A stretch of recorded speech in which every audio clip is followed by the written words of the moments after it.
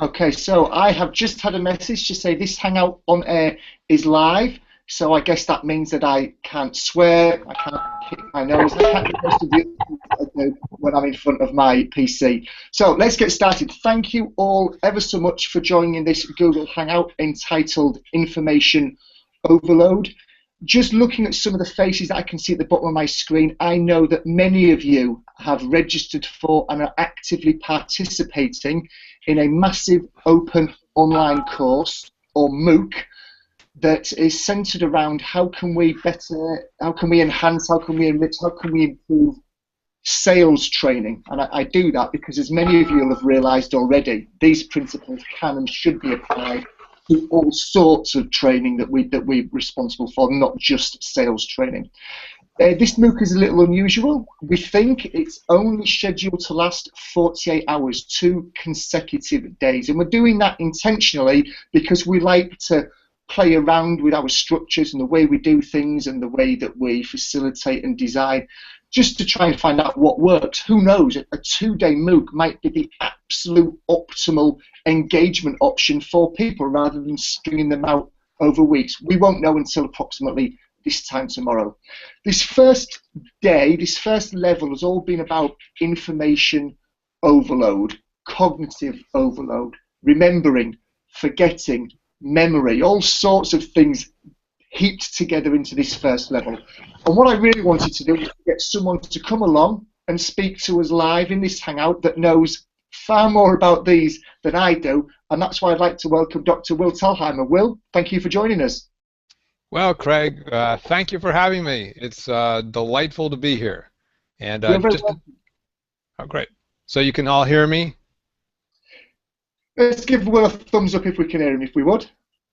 I'm seeing thumbs from Alan. Hi, Helen, and Janet, and Robin there, and Joe, and Mike, and I doubt Mike's going to give us a thumbs up because it's just a portrait photograph, so I'm hoping he's giving us a thumbs up in the background there, Mike Taylor. Will, I'm sure many people are aware of you and have read about you. I hope it's been more frequently than when they stumble across you today, your content in the MOOC. Could you give us a little bit of background about who you are, what you do, why you do it, what's led you down this path, just to kind of set the structure for the rest of the session for these people that are here today, but also for anybody that watches this in the future that hasn't had the benefit of perhaps participating in this MOOC? Sure. Well, I have been in the training and development field for 30 years now. And over the years, I played a number of roles. I've been a trainer, an instructional designer, a simulation architect, which was my favorite title. I've been a project manager, a business product line manager. For the last 17 years, though, I've been doing work as a consultant and research translator for work learning research, which is my own consulting practice. It's not a 10,000 person consultancy. It's basically me. So in that role, I do keynotes, I do workshops, I do what I call learning audits. So I'll go in and look at a client's learning program, whether it's e-learning, whether it's classroom, whether it's on-the-job learning, and I'll research benchmark it against these research-based best practices. And I'll say, you know, this is how you're aligned with the research, and this is how you're misaligned. My big unique value add, if you will, and the thing I've tried to do over the years is try to bridge the gap between the research side and the practice side. So every year, or I should say almost every year, I read over 200 articles from the scientific referee journals on learning, memory, and instruction. And I try to translate that information. It's very complex. Learning is much more complex than rocket science. And I try to create recommendations that are practical for real people, for e-learning developers, for instructional designers, for trainers, chief learning officers, etc. And try to cut through the theoretical baggage and the jargon and try to figure out what learning method did they use and what was the result. So this has led me down many different pathways in looking at learning, but also looking at learning evaluation. In fact, I just published a book called Performance Focused Smile Sheets, which focuses on how to build a effective smile sheet, happy sheet, response form, reaction form. I know there's called many different things all over the world.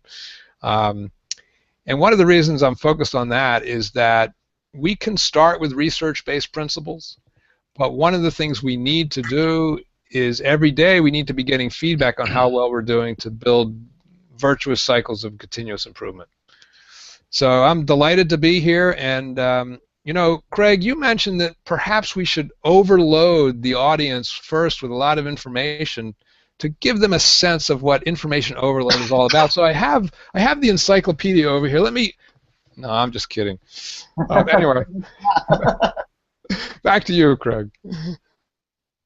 When I introduce you online to people, Will, direct them towards your research, I quite succinctly say, Will does that hard work, so we necessarily don't have to. I'm not an academic. I'm not the sort of person that will pour through the data and the information, the research that you do, and perhaps I should be, but I don't, because I always know there's somebody that I can turn to that's probably done that before and has come up with some very clear L&D focused recommendations based on it, and that's usually you're the guy that I default to. So hence you were the sort of top of my thought process when we looked at setting this up. I've got a couple of questions that I've been throwing around for the past week or so, knowing that this Hangout was coming up, and I've got them just on my phone next to me here. I'm going to refer to them. But I'm also very mindful that the people that are here today, they've probably got some questions, or they may have some questions once we start talking. So can I ask everyone, if you've got a question, if you want to open your microphone up, please, please, please do so. I don't just want this to be a dialogue between Will and I. If you're not comfortable with doing that, or you don't have a microphone, then feel free to drop it into the chat panel. The chat panel should be on the right-hand side of your screen. If it's not, if you look on the left-hand side of your screen, and move your mouse over there, you'll probably see the chat panel appear, or you'll find a menu appear that you can then activate and activate that chat panel. So either way that you can, feel free to ask me a question, and I'll then ask Will, or just open the microphone up and you can ask Will a question. So Will, if you're buckled in and good to go, I've got my first question. Sure. Now, without wishing to get bogged down in neuroscience and go down a particularly physiological or biological or neurological route, we know that the brain is a wonderful, complex, amazing, awe-inspiring machine. Nick's just arrived with both of his size 12s. Hi, Nick. But this brain, this wonderful machine that we've got, it's got its limitations.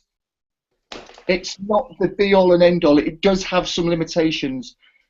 Which of these limitations do you think that we as L&D professionals need to be acutely aware of? Yes, it's a wonderful machine, but it's got some problems, it's got some limitations. What are the top things that we need to think about in terms of those limitations? Well, let me just go over a few. And you know, before I do that, let me just give a little note that as I watch this Google Hangout, you know, if you scratch your head or you make a noise, the video will go on you. So if that's what you want, make some noise.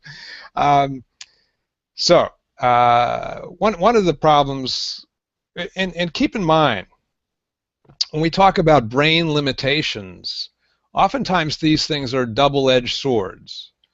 So for example, when we remember things, some things become more accessible in memory.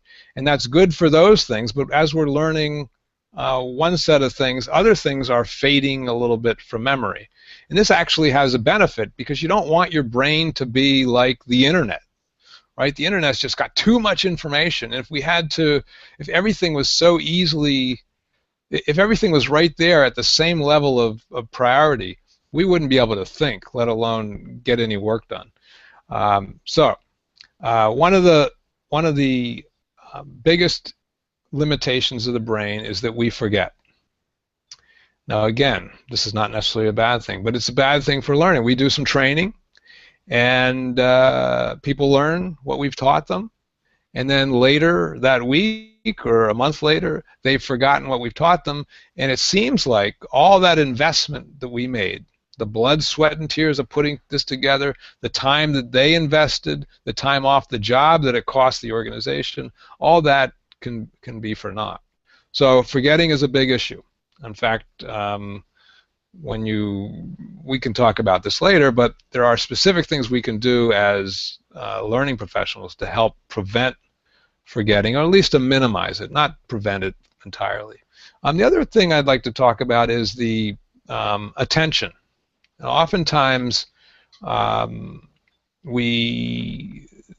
people learn, they have to be paying attention to what we've taught them, and sometimes we think this is just about making sure that they're focused, but it's a lot more than that. We have to make them and help them pay attention to the right cues, the right stimuli, in such a way that they're going to be able to transfer what they've learned back to the on-the-job performance situation. So those are just two of the limitations. I think the favorite one I like to talk about is forgetting, because oftentimes we in the training world do not design specifically to prevent or minimize forgetting. Well, on that note, I've got a question about forgetting, and that I'm dying to get in there because there's a gag attached to it. So let me make a statement about forgetting then, and let me then offer it over to yourself. Within 30 days of this Hangout finishing, people that are in this Hangout will have forgotten 79% of what we've spoken about. Now, we know this because science tells us this, because Ebbinghaus, dating back to the late 1800s, has proven this. We know that 79% of information will be lost within 30 days. There, my statement is over, Will. How would you come back against that? Let me just say this.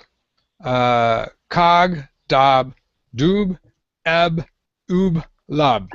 Those, what I was just going over, were what is called nonsense syllables. And Ebbinghaus did a lot of work on nonsense syllables.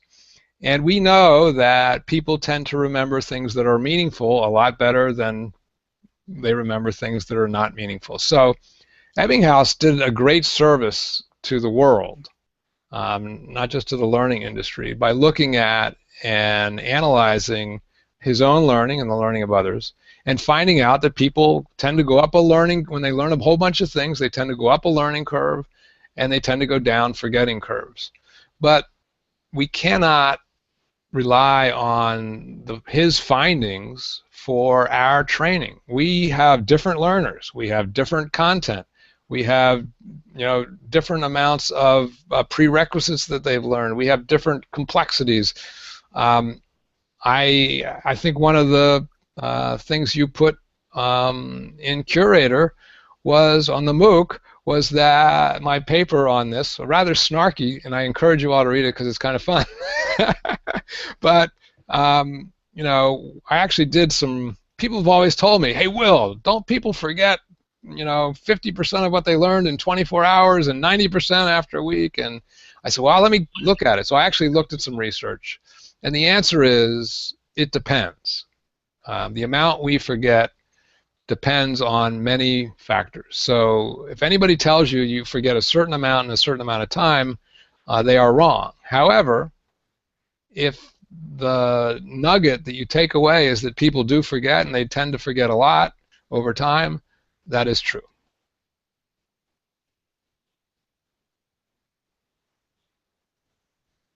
Craig, are you there? He seems to be he seems to be frozen in time there, and the scowl, as if technology has just taken over. He does indeed, Will. Hey, it's Alan here. So I'm fascinated by what you're saying. So can you tell me a little bit more about what Ebbinghaus, what the application is as far as Ebbinghaus is concerned, as far as we should be concerned? Sure.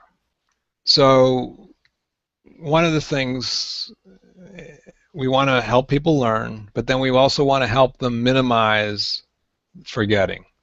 And when I look at the research, and my big role in this is to try to simplify it, I find three things that are particularly good at helping people remember things over time.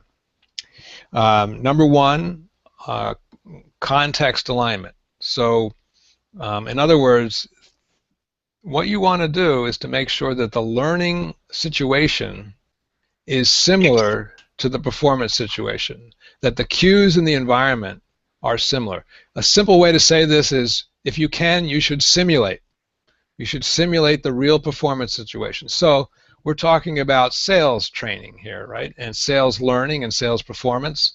If you want to help someone be a better salesperson, you ought to put them in a situation where they are talking to a customer, whether that's over the phone, across a desk. Put them in the kind of real roles that they have to do. So that's the first thing, context alignment. The second thing is retrieval practice.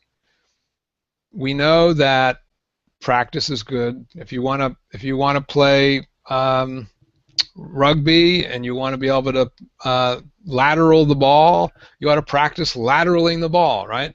So it's the same thing with the brain. If we want to be able to retrieve information from memory, or we want our learners to be able to retrieve information from memory, what we need to do is to give our learners practice in retrieving what they've learned. So oftentimes we teach too much content and we don't give people enough practice. And the third thing is to space repetitions over time. So in other words, instead of teaching people a thing once, we teach it to them more than once, but we don't teach it to them right away. We don't repeat it right away. We repeat it after a time delay. And that is sort of one of the surprising findings from the learning research, because it's sort of non-intuitive. Why would that make a difference? But it's shown to be one of the most important things we can do to support long-term remembering. Will, on that point around spacing, I'd actually forgotten I wanted to ask you this. It's not typed down in my phone, so thank you for sort of prompting me, for nudging me, for giving me those cues and those reminders. I see the word spaced and spacing used quite a lot, which is really good to see, but I see it being used in different ways, and I worry whether we're all talking about the same thing. So I see the phrase spaced learning used, and when I see people describe what that is, I hear them talking about what I would call the initial delivery of some content, but in pieces over time. Then I see people talk about spaced reminders or spaced activation, which is the way that they've described it, takes place after an initial delivery, and it's those reminders, it's those nudge, it's those prompts for them to mentally go back and revisit what was delivered in the initial training. So is there a difference between spaced learning, spaced delivery, and spaced activation, spaced reminders? Are they two different things, and are we all talking in an industry about the same thing, or are you seeing people using subtly different terms trying to describe the same thing? I think from a cognitive perspective, looking sort of at the fundamentals of the human cognitive system, we're talking about the same thing. What you're doing is bringing information into working memory and then repeating it after a delay, after a waiting period. And that has a particular effect, whether it happens during training or after training. Now, the thing is, if we do it during training, what we'll be doing is we'll be minimizing the forgetting curve afterward. But if you think about things that come after training, then we're even doing more. So it's more spacing, more repetitions, and you're, in some sense, once you stop learning something or you haven't learned it in a while, the forgetting curve begins to go down and down and down for a lot of things. But if you keep reminding people, then the forgetting curve may not even be starting yet. So it's sort of the same thing. Earlier I was asked about Ebbinghaus. So Ebbinghaus taught us about forgetting. And one of the things, an additional thing, in addition to minimizing forgetting, we should also be thinking about maybe not having people forget in the first place. In other words, putting some of the information they need in a performance support tool, in some external memory aid, because people can't remember everything. Particularly if you think about a salesperson having to remember features of a number of different products, that's a very difficult thing. and they might be better served, instead of trying to memorize these things, to be taught how to use a external memory source. Could be on their phone, right? Could be on a tablet or whatever, you know. It could be in a manual, you know, if you want to go old school, but some external memory source, and having practice with that. So there's the during training, where we try to minimize the forgetting curve, and then there's after training, where we provide reminders, but also maybe some performance supports as well. And I've seen some tables, and it could well have been in one of your videos, Will, where we talk about how do we spread these reminders out? Do we issue the reminders as soon or in a relatively short time frame after the initial training, or do we move those reminders sometime later when they're more likely to be forgetting, or do we space them out regularly? Is there some sort of pattern that we should be looking to establish as to where these reminders happen? Or if they happen anywhere, is that a good thing, and should we be worrying too much about the spacing of them? Well, there's a little bit of noise in the scientific data. However, my recommendation is fairly simple, but there's two aspects to it. One is the idealistic answer that I'm going to give you, but then there's the practical answer. So I'll give you the idealistic answer first. So we have a spacing period, in other words, the period between the repetitions, and then we have a retention period, how long you might want to remember it. So ideally, if you want to remember something for a month, you would space the repetitions over a month, right? So they're equal. The longer the spacing, the better people are at remembering. But that's not logistically feasible for most of us, most of the training, right, we do. So one thing that researchers have found is that if you space things over a 24-hour period, that seems particularly effective. There's something about sleeping that consolidates the memories. In fact, they've shown that if you learn something right before you go to sleep, you tend to remember it better than if you learned it earlier in the day, because your brain is more likely to work on it. If you can't do 24 hours, 3 hours is better than 1 hour. 20 minutes is better than 10 minutes. So longer tends to be better. If you can mimic the time of the retention interval, how long you want people to remember, with the spacing interval, you should do that, but that's probably not logistically possible. Do it as long as you can. Okay. I guess Craig, yes, Nick. can I ask a question? Of course, please do. Hi, Will. This is probably going to sound like... Can you hear me? Sorry. Yes, we can hear you. This is probably going to sound a bit of a daft question. I'm really interested by what you're saying. I play drums in my spare time, and I kind of relate to what you're saying, and I'm just wondering, is there... It might be a bit obvious, but is there some sort of... You know, if you're doing something that's physical, if I'm trying to learn a pattern for something, I've got a focus, I've got a goal, and there's something about something that's physical, that's in my hands, that coupled with my mind, that, you know, the two work together, obviously. But I can relate very much to this kind of space pattern approach, because, you know, I could probably try to learn something new, and I could probably give it about 20 minutes, and then I just leave it, and then I come back to it the next day. And of course, there's this kind of unconscious thing when suddenly I didn't realize I got it the day before, and suddenly I'm able to play it or something. And I don't know if there's any sort of direct relation between something that you physically do and how the brain kind of is able to pick things up a lot quicker. And I just wonder how you can translate that within something that's probably, within a training environment where there isn't something physical that you're going to have to learn, whether it's some sort of communication skills or something like that. And I don't know if there's some sort of patterns there. You may have already covered this, so apologies. No problem. That's a great question. Well, you know, the research on the spacing effect is done with both sort of knowledge kind of materials that people have to remember, but it's also been done on physical activities as well. So it tends to be a sort of fundamental aspect of human cognition. And so, you know, highly recommend that you, I mean, obviously you figure this out on your own, right? You know, that it tends to work better, not only because but it's not only that you can only bring so much attention and energy to your practice, right?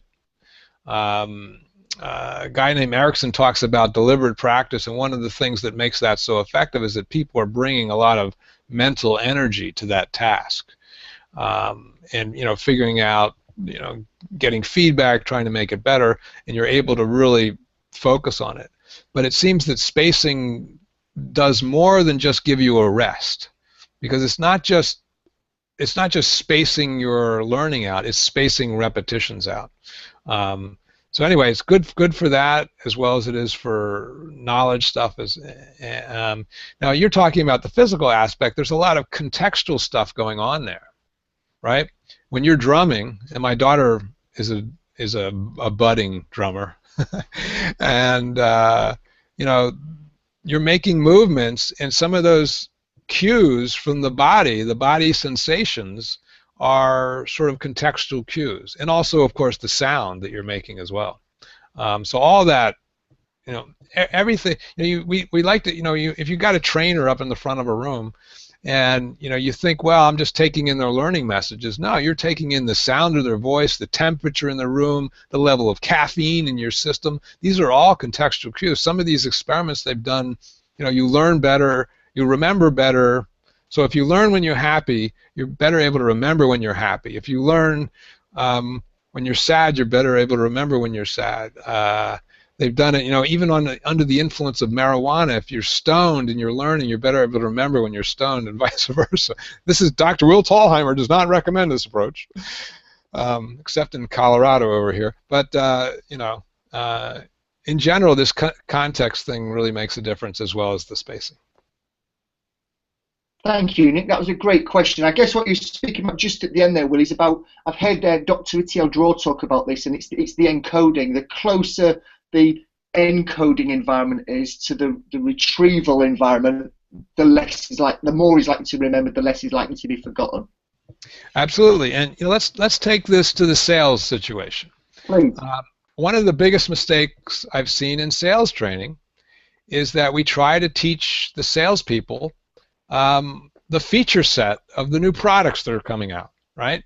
And there's 100 different ways, many different features. Sometimes these salespeople are completely overwhelmed, and they're drilled on these things. But this information, what's the route to memory for it? Ideally, we'd have a situation where, as they're talking to a customer, there's something the customer says that reminds them of a particular feature set. So if you're designing sales training, ideally, you want to make a link between what our customers will say, the cues in that environment. The most important ones are what the customer says, right? And the kind of feature set or framing of why this is beneficial that will hit that customer and make it sound, like, yes, I need to buy this. I mean, think about, I'm an entrepreneur, and I once decided that I would learn how to do cold calling. I hate cold calling, but I decided I would learn how to do it, so I took this course on how to do it. And one of the things it suggested was, for every obstacle that a customer brings up, you ought to have an immediate response to it. And so it's all about situation action. What are the cues? What are the actions? So when we're designing our sales training, we ought to be thinking about, what are the cues that we want our salespeople to react to, and how can I give them practice in reacting to that? And so let's bring this back to the 3 points I made about remembering. So the first thing, we want it in a realistic context. That's what we're talking about. We talk about cues and actions. Then we want to give people practice, cue to action, practice in talking about what they're going to say. So it's not about memorizing a feature set. It's thinking about that feature set in terms of what the customer needs, and then spacing these practices over time. That's it. It's very simple. So I guess when you're talking about these cues, the things that customers are likely to say, we should be, or the people that are responsible for sales training, should be looking towards the data that's held on what customers' challenges are, what questions people ask, what their barriers are, what their reservations have been. We should be looking at tapping into this information as to what real customers have said, and then using that to create these cues that you've suggested. Absolutely, absolutely. Now, of course, a salesperson's job is difficult, and they're not going to remember all of this. So we also want to remember that people forget and give them some support. So before they go and take an important sales call, an important sales meeting, we give them some supports, things to remember, some reminders to keep things highly accessible in long-term memory, so that when they go into that call, the cues are more likely to trigger the right responses. They'll be able to go in and do a good job, probably, if they've thought about this a little bit. But we can even help them be more directed, give responses that are more likely to get the result that they want, if they are reminded in advance, because you can't remember everything.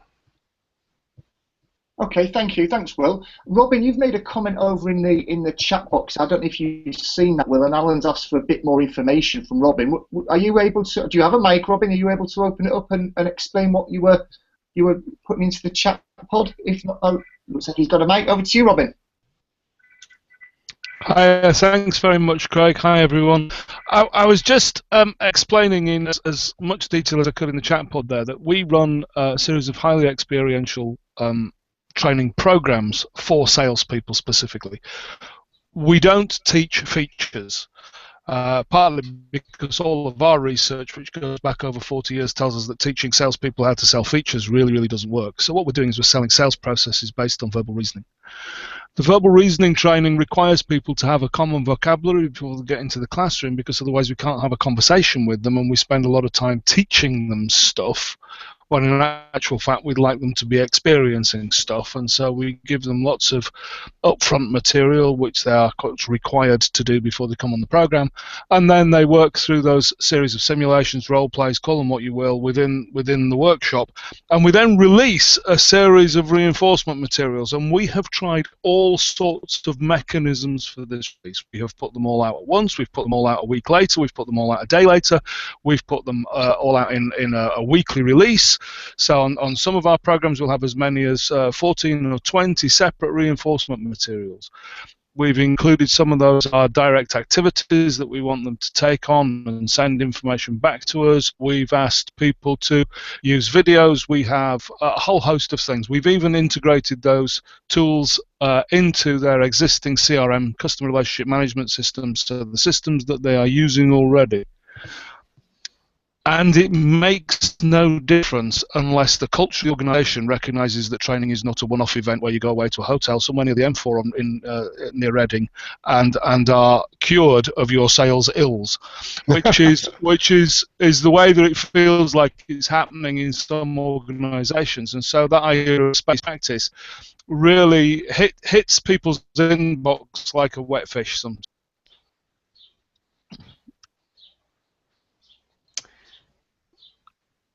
So, okay, let's play on that. Let's play on what Robin's just said then. Will, I'm going to put you on the spot.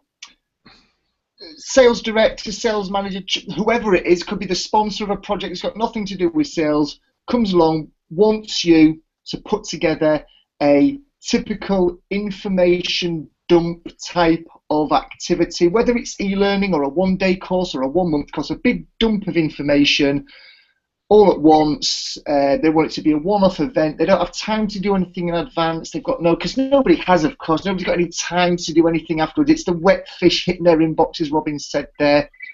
I won't ask what your response would be, because obviously this, children could be watching this in weeks or months to come. What would be your single biggest, if you were stood in the lift with that particular sponsor?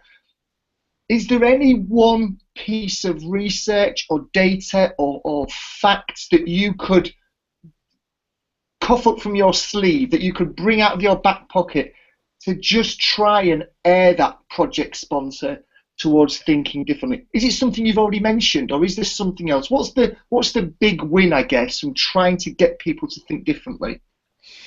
Well, number one, trying to get people to think differently is a very difficult task, right?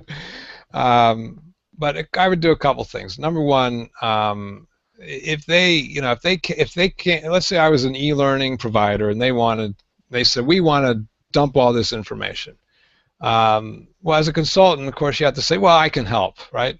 But then you got to, you got to like dig deeper and find out what they really want. And sometimes you can talk them through this into, well, what we really want, and they usually come and tell you what we really want is people to perform better. And you can show them examples, you know, this is what's going to happen.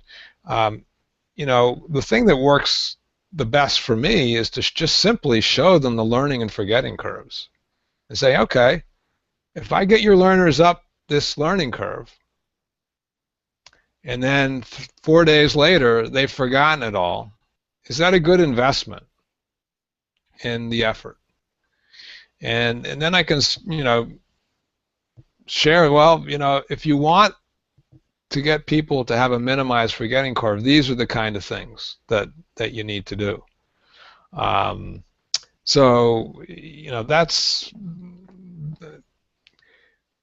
sometimes these visual models tend to be most effective to get going. I think Robin was actually asking a different question, and his microphone sort of froze up there, but if I can try to answer it and anticipate what he was going to say, let me go ahead and do that.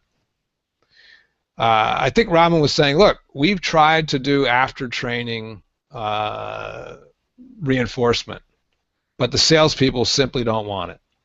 You know, one of the things, and I've noticed this over the years, that salespeople tend to be a very demanding audience for training, and they are not going to spend any second in the classroom or in an email interactivity unless it provides value to them. So, and it sounds like Robin and his organization know what they're doing, and they've tried everything, or tried many things. Obviously, I'd have to take a look at it specifically to be able to make specific recommendations. But I know that there's been success in this area. There's a sales guy that started a company called Count 5 that has a subscription learning tool, another tool to help people deliver these nuggets of information over time. It's called, the tool is called Q Mindshare, and is a sales guy. He tends to deliver a lot of his programs to salespeople, and they've had really good success in getting an uptake on that. So, you know, I'm not sure the secrets to his success. On the, there's a website I curate called subscriptionlearning.com. You can go, there's a blog post on what they're doing to get more insights. I think one of the things that they find is that it really does have to be more than just a salesperson's interest in doing that. There needs to be some scoring. There needs to be it needs to be part of a longer learning event. You can't, if you have a learning event and you just add things on to the end of it, it's not as effective as if you have a learning event that takes place over time, where the finish line is really considered not at the end of the classroom training or the e-learning program, but later. The other thing they do is they ask for a lot of interactivity, and they ask a lot of challenge questions, questions that salespeople and others feel they need to be able to know. Now, that being said, that's these subscription learning methods, as I've found, and I've experimented in many different ways of using these. Sometimes they work, sometimes they don't. We're sort of pioneering in this area, and we're trying to figure out, you know, what the magic potion is. And it's obviously different with different learners, different organizations, but we're still learning about that. So I unfortunately, Robin, there's no recipe to follow at this point in time. I'd love to hear, though, Robin, let's connect later. I'd love to hear what you've tried specifically. Thank you. Well, thank you for the initial question as well, Robin. No problem. Just want to open it out because I'm mindful that we've just gone past just past the halfway point, and just wanting to open it out. Whether there's Joe, Janet, there's Alan that's not asked anything yet. Anybody else got anything they want to raise? Either in relation to what Will has already spoken about, the engagement that we've had, or something else that we've not touched on that you think falls into this memory, forgetting, information overload, cognitive load area? Over to you. Or yeah, I would also, if any of you have done things that you think are particularly effective, that are aligned with the learning research, that are that help overcome some of these information overload problems, I'd love to hear about those as well.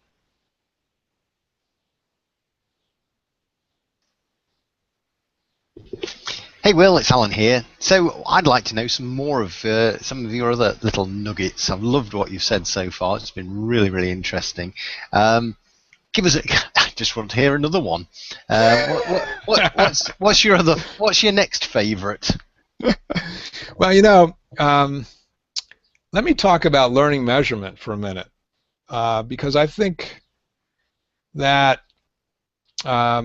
without measuring what we're doing, we tend to fall into a lot of superstitious behaviors in the training field. I'll give you some examples. So I go to a client, and the client tells me, Will, I've got all these subject matter experts. They're teaching these training courses, and they know their stuff, but their learning designs aren't that good.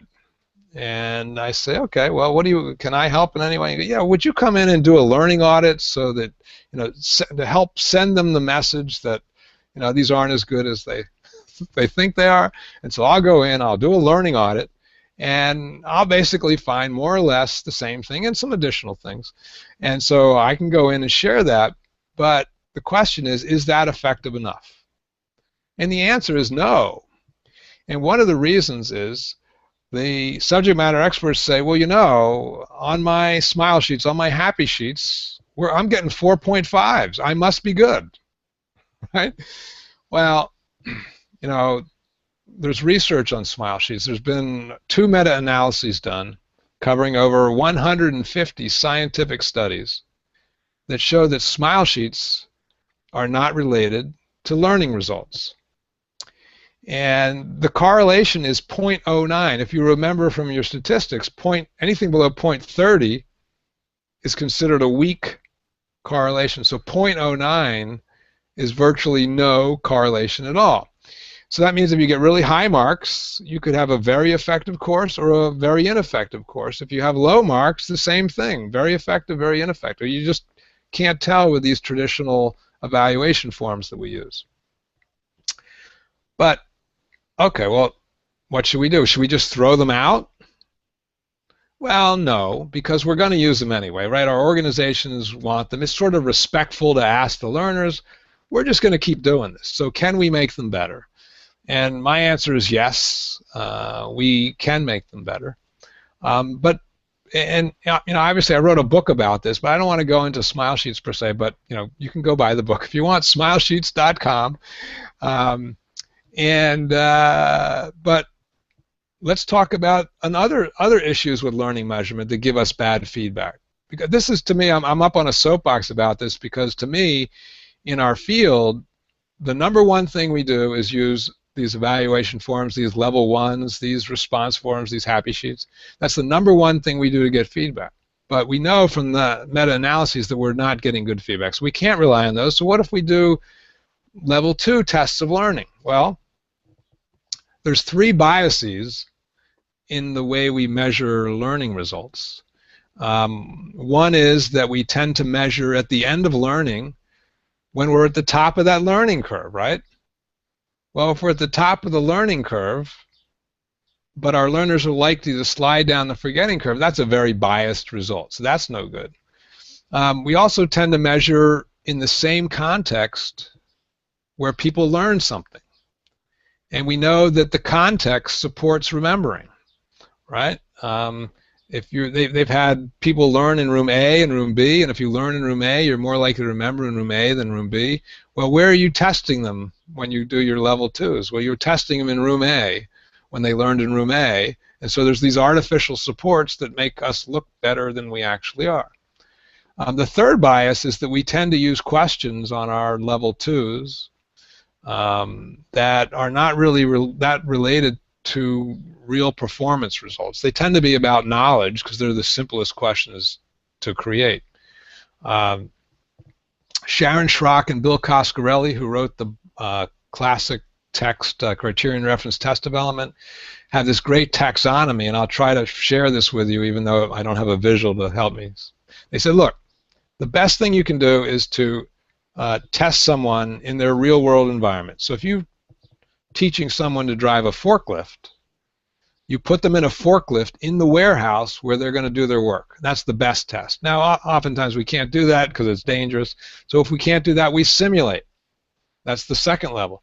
If we can't do that, we should give them scenario-based decisions. Put them in a case study, write a few paragraphs describing the situation, and have them make a decision. They said those three things are the only thing that really matter, that really give us a good proxy for their actual ability to perform something on a job. Anything below that, including our typical level 2 questions, is not that effective. So the big point here is that we're not getting the things we do most to measure our learning, smile sheets and level 2, are just not there.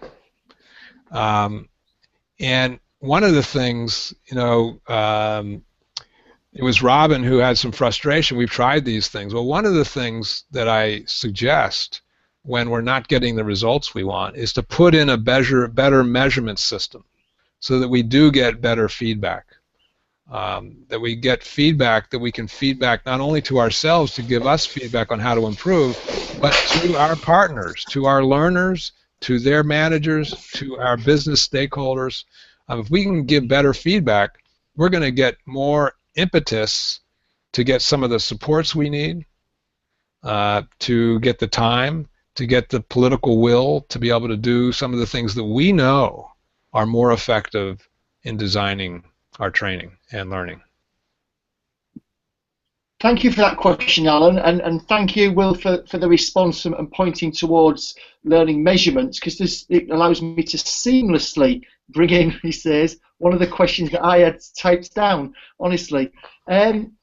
Some time ago, you've written about, or you pointed towards on your blog, the value that not just asking people what they intend to do differently, and I'm paraphrasing here, so do correct me, Will, not just asking people what do they intend to take away, what do they intend to put into practice, what do they intend to transfer from the training environment to the real world environment, but it's really important, and if you could explain why, getting them to commit to when they intend to do it by. So if you could fill in the gaps there, or correct me if I've misinterpreted what you've written previously, but that always struck me as interesting, was it's not just the what, the when is increasingly important as well, and that's something that I've put into the feedback forms that when people do our MOOCs here at HT2 in Curator, we ask them what the biggest thing that they're going to take away and put into practice is, and then I think it's in big bold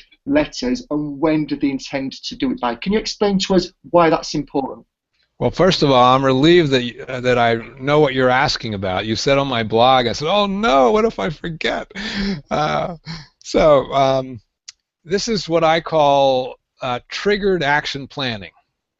You know, oftentimes in a training program, we ask our learners, well, you've learned something here, right? Yeah. And you want to take it back. Why don't you think this? What 3 goals do you have? Okay, and we have people write it down, and maybe they discuss it, and we do all that, and that's very good. And we know from the research that goal setting is an effective behavioral strategy, right? However, there's some additional research that's the researchers call it implementation intentions, which is too big of a mouthful. I just call it triggering. And so the idea is that it's similar to that context alignment notion, that humans are very reactive, we're less proactive, and so when we come to a certain cue in our environment, that's likely to make us act differently. So for example, if you drive into a roundabout, right, what happens? Well, the cues in that environment get you nervous, like, because I'm gonna, I might hit somebody when I'm driving, right? I might, so I need to pay attention. So those cues can really make a difference. In I like to talk about the psychology of traffic because most people have experience driving, and if you want people to slow down along a road, you put up trees right next to the road. It sends a subconscious signal that you should go slow. This is a residential area. You take the yellow line. Well, in the States, there's the yellow lines off the road because that sends a signal to go fast.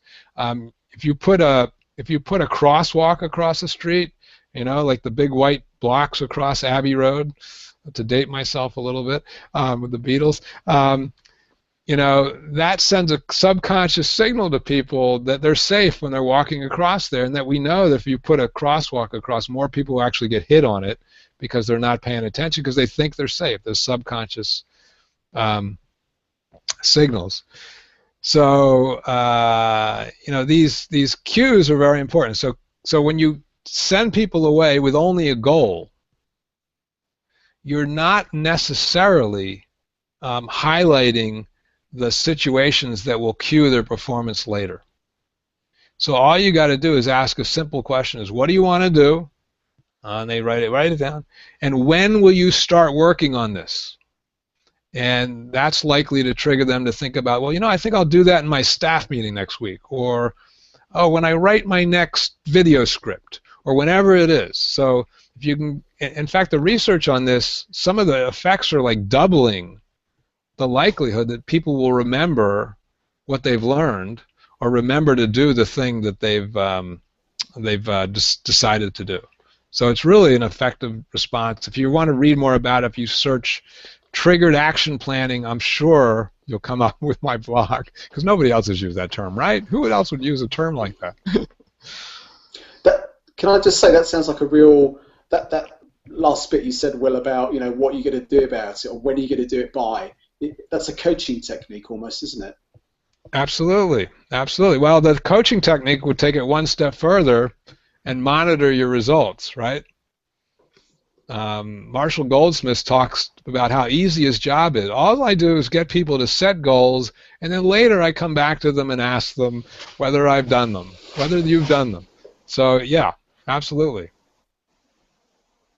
For those people that perhaps haven't got their chat panel activated on the right-hand side of the screen, at least it should be, a few have been dropping some links in. So the Smile Sheet link, the link to Triggered Action Planning, so that's been dropped into the chat panel on the right-hand side. I'm not 100% whether that chat panel will be active in the recording. I'm not sure if it will be interactive like it would be in Adobe Connect. So if you're interested in any of these links, you might want to click on them now, leave them open in your browser, obviously come back here, and maybe have a look at them and save them later, because I can't guarantee the integrity of them once the Hangout is over. But thank you, Will. Thanks for that. I'm incredibly mindful of the time, a little under 10 minutes to go. So first of all, I'd like to ask if anybody else has got any more questions. I know that Nick's weighed in, as has Robin and Alan. Anybody else got any questions, either in relation to what Will has spoken about or somewhere else you want him, another nugget you want him to share, Alan, or anything, anybody else? I'll answer any questions at all, except for I will not answer any questions about the U.S. presidential election. Okay, that's off the top. I promise. I won't ask you. It's just too embarrassing. Okay. So it's off limits, European people. Off limits. Look, everybody wanted to ask about that, Will. They were all about to unmute their mic. You took that away from them, and now look, it's just desolate out there. Oh, sorry. Well, somewhere. Janet, mic? Yeah, I opened my mic because I'm still kind of excited about the earlier conversation about measurement, because as Craig will let you know, I'm all about that, and I make our developers' lives a misery asking for more data all the time. So I'm actually quite excited with some of the things that are going on with XAPI with respect to actually measuring performance, and I didn't know if you'd had any particular experiences with that. Well, just today I was at lunch with two folks that are like completely crazy over this idea. They think it's the biggest thing that's going to happen to the learning field. So I've talked to a lot of people about it. I'm not a techie, so I can't talk about the engine behind it. But yeah, absolutely. I think this is a great opportunity. For those who don't know, XAPI is I don't even know what the right word to call it, but it's a way to capture data using a very simple syntax, noun, verb, object. Am I right about that? Did I get that right? Yeah. Yeah, that's the most basic form. Yeah. Yeah. And so you can really, that's so fundamental, right? Noun, verb, object is how languages work. It's how we think, and so it's a fundamental way to gather data, not just about our formal training, but also on-the-job training and performance. And so it really opens up a great opportunity for us to get more meaningful data. Now, I have some fears about this. And one of my big fears is that the folks who are, well, this happens with any new learning technology, right? We take it and we make a mess of it because we tend to measure the wrong thing. So you tend to measure what's easy. I was with a client once, and they had some, big data people come and talk to them about measuring learning results, and it was horrendous because the focus was all on the wrong things. You really need to understand learning at a deep level to be able to know what to factor into some of these things. So, for example, you might want to measure how many spaced repetitions they have, but people don't talk about that. They talk about, well, which pieces of information have you gotten? Things that are just not that relevant. So I think it's gonna be very important and very useful in the future, but I think we're gonna make a lot of mistakes along the way, and I think we need to be very careful. And since you've been thinking about this, why don't you give us a couple things that you see, and what are the good sides and what are the dangers? Yeah, well, Alan and Craig will tell you that they get tired of me saying this, but when I first learned about XAPI a few years ago, talking with Aaron Silvers and that crew, I was like, this is either going to be the greatest thing that's ever happened to learning, or it's going to be the world's worst Orwellian nightmare, and I really don't see a lot of middle ground. But what got me excited was I realized whether you're talking in K-12 or higher ed or workplace learning, we're not going to be able to change how we do learning until we change how we can assess, because there's always going to be some stakeholder who needs the numbers, who needs data in some form, and so saying, okay, how do we assess better? For me, it often, especially when you're talking about professional learning, comes around to looking at what are the business objectives, what's the big picture goal, the context of the learning, and then those things can usually get broken down into two things. You look at questions of participation and questions of performance, but it's not looking at the data at face value. It's once you start digging into it saying, okay, what are the connections? And you have to kind of be like that obnoxious, like 5-year-old kid in all of us who you have like the broken clock and you're so excited because you get to take it apart and see how it works. And I think to use learning data well when we get started in any course, in any situation, is yes, to have the business context, to have the performance questions at hand, but then to start taking the data apart and saying, what can we really get out of it? And it's often by getting your hands really dirty and digging in that you can start asking the really, really good questions. And that, and going back to something you said earlier, human intuition's ability to really get statistics wrong is fabulous. I think if you've ever gone to a conference in Las Vegas, you fly into town and there's that glowing monument to the number of people who are bad at statistics. And so I think people have to approach it with both insight as to what they're trying to achieve with the learning, because that tells you what to look at, and also insight to, if I don't know the statistics, I'd better find somebody who does. Absolutely, and I'm glad that you and people like you are out there thinking about this thoughtfully. When I, if you take the Kirkpatrick 4-level model, it's ubiquitous, but it's also controversial. One of the things it misses, for example, models should send the correct messaging, right? As much as possible. They shouldn't send messages that are bad. And one of the messages that it does not send, it doesn't say anything about remembering, right? It doesn't make the distinction between remembering and forgetting. It talks about level 2, but we tend to measure all level 2 in the learning event. And if we had better models that got us thinking about, there's a causal pathway from the learning event to the learner's comprehension, to their ability to remember, to their ability to put it into practice on the job. And then we know that people just don't do things by themselves on the job. They have to have the resources and the time, and they have to be motivated, and they have to have it prioritized, and then maybe their manager has to support. So then if you've got a measurement system, you got to think about what are all those impacts as well. And eventually, I think XAPI will be able to measure some of these things. I do hope that we can. I like your dichotomy between the best thing that ever happened and the worst thing, because yeah, it scares me, but also there's this great hope out there. So yeah, good conversation. Thank you, Janet. Thanks for weighing in there at the end. Much appreciated, and thanks, Will, for coming back and offering your perspective on it.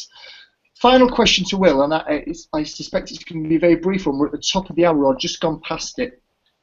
We've got a group of people in this Hangout at the moment who I think are all involved in the people development field. It may be sales may be an element of it. They may never touch sales training, but I think we're all involved in helping people to do their jobs better in some way, shape or form.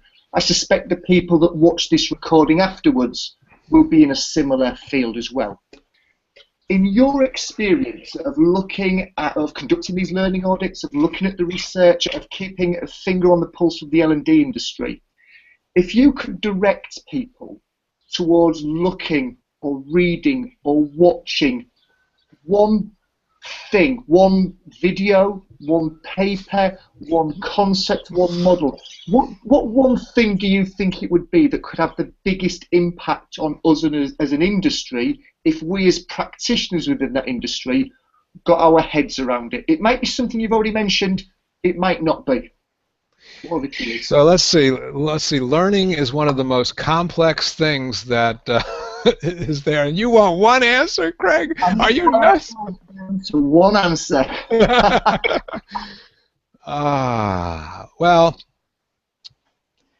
I will say, okay, so I'm going to cheat on this. I'm going to do what Captain Kirk did with the Kobayashi Maru and change the question.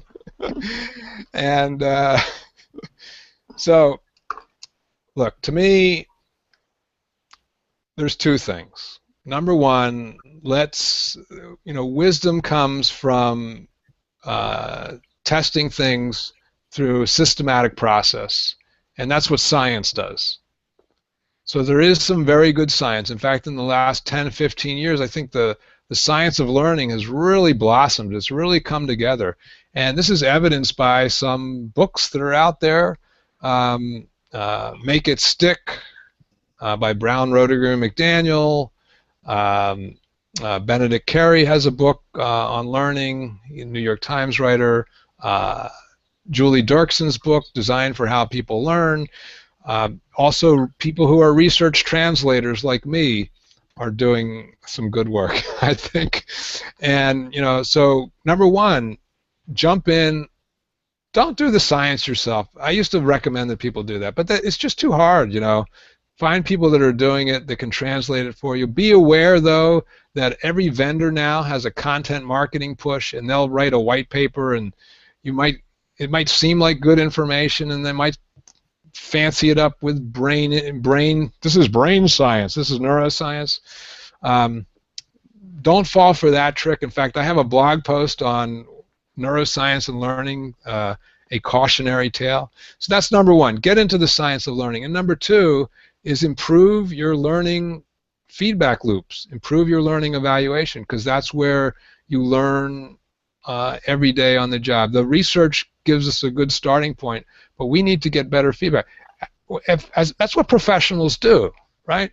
We try things out, we look at the results, and then we create virtuous cycles of continuous improvement. We have this big blind spot in our field where our evaluation tools are just not up to the task, so we need to do that. So I answered your one you wanted one like video or something. I gave you the science of learning and get better feedback. So I hope that's okay. That was great.